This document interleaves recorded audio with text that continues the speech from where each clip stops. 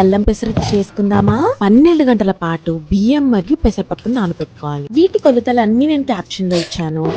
4 పచ్చిమిరపకాయలు అల్లం వేసిన మిశ్రమాన్ని మంచిగా మిక్సీ పట్టేసుకొని కాస్త కన్సిస్టెన్సీ కోసం వాటర్ పోసుకొని కలిపేసుకొని ఇందులో ఇప్పుడు ఉప్పు తగినంత వేసుకుంటే ఎంతో రుచికరమైన మన పేస్ట్ అయితే రెడీ అయిపోయింది. దీన్ని కాసేపు పక్కన పెట్టేసుకొని అంతలోకి మనం పెనం మీద పెట్టేసి దాన్ని సీజనింగ్ చేయాలి. నేనే ఆనియన్ మరియు నీళ్లు చల్లుకొని ఒక బట్టతో తుడుచుకొని దాని తర్వాత అట్టు వేసేసుకోవడమే. ఈ అట్టు కనీసం నూనె కూడా అవసరం పడదు. 2 నిమిషాలు ఇట్లా దాన్ని మనం రోస్ట్ అవ్వనిచ్చాము అంటే ఎటువంటి నూనె అవసరం లేకుండానే చక్కగా ఫ్లిప్ చేసుకోవచ్చు. ఇంకొక అట్టు ఇంకో వెరైటీలో చేద్దాం అనుకుని కొత్తిమీర అల్లం అట్టు చేద్దామని అనుకుంటున్నాను అనమాట.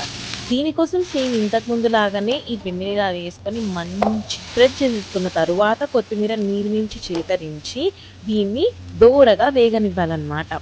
ఇలా వేగిన దానిపైన నూనె అస్సలు అవసరం లేదు. జస్ట్ వేగగానే దీన్ని ఫ్లిప్ చేసేసుకోవాలి. ఫ్లిప్ చేసుకున్నాక ఒక నిమిషం కూడా అట్లా వేగనిచ్చి మంచిగా అల్లం అట్టు అయితే రెడీ అయిపోయింది. దీన్ని ఫోల్డ్ చేసేసుకొని చక్కటి ప్లేట్లో పెట్టేసుకొని నువ్వుల పచ్చడి అయితే నేను రెడీ చేసుకున్నా. ఆ పచ్చడితోని దీన్ని తింటే ఆహా స్వర్గం. అటు ఘాటు ఘాటు అట్టు అల్లం పచ్చిమిర్చితోని ఇక్కడ నువ్వుల పచ్చడి హెల్త్ ప్లస్ స్వర్గం అంటే ఇదేనేమో ఇంకా. ఈ రెసిపీని మీరు కూడా ఖచ్చితంగా ట్రై చేసి ఎలా వచ్చిందో నాకు కామెంట్స్లో చెప్పేసేయండి.